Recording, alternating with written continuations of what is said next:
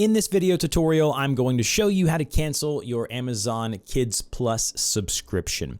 First things first, go to Amazon.com, log into the account where you're subscribed to Kids Plus, and then in the upper right-hand corner where you see your account name, hover over the drop-down menu. Then go down to where you see memberships and subscriptions. It'll be somewhere towards the bottom half. And then when you're here, you'll see all of your Amazon subscriptions like Amazon Prime, and then you should see one that says Amazon Kids Plus with your payment method here to the right.